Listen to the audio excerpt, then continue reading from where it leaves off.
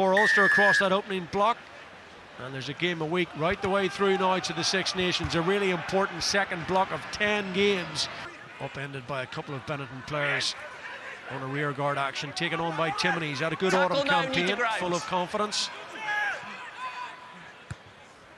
Dope now, sends one across. Oh, that could work out very nicely. Rhino Smith is scrambling. Rob Balakoon is back there.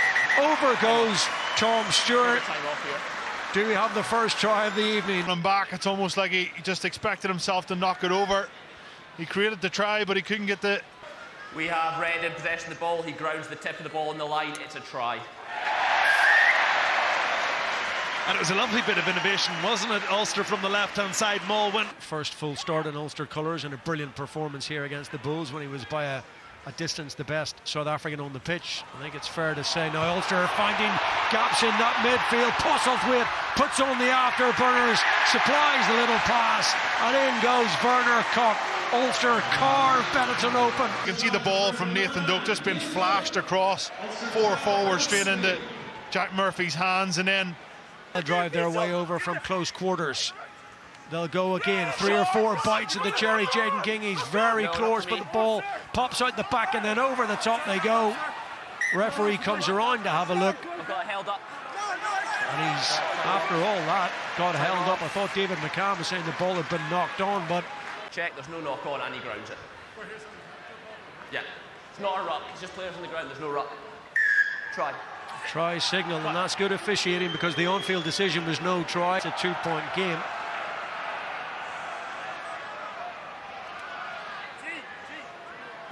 Have to give it a right old thump.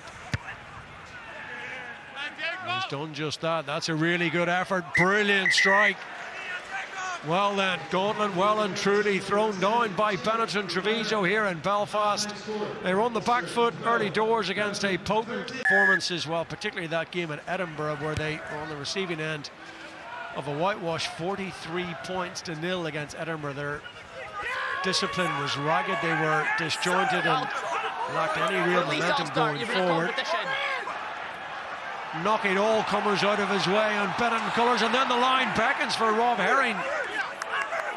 He was only a matter of inches, fractions shy of the whitewash there. Now space out the back potentially for Hume, and he picks his way through the defence to score, and that feels. Penalty to the corner.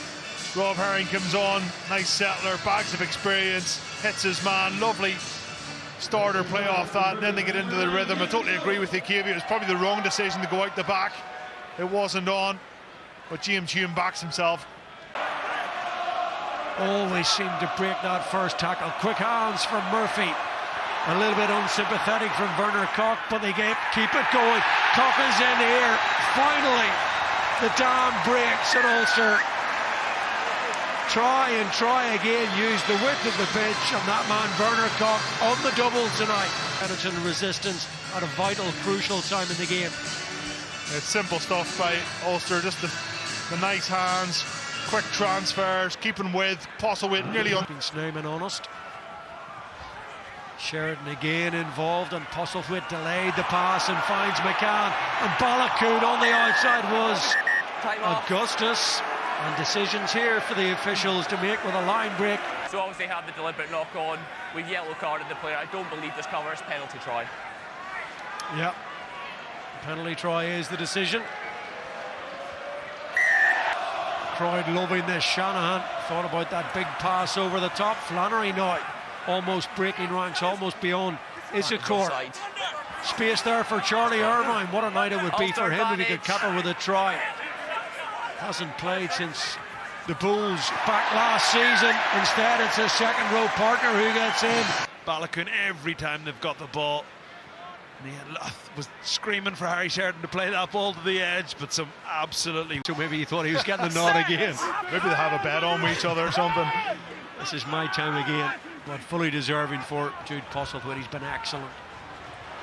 It's such a high ceiling. Now then, Balakoon, off he goes. Can he make it? Twisting and turning, and the man who started the try scoring early in the game for Ireland A, a hat-trick down in Joburg the last time against the Lions, and he's just one short of that this evening.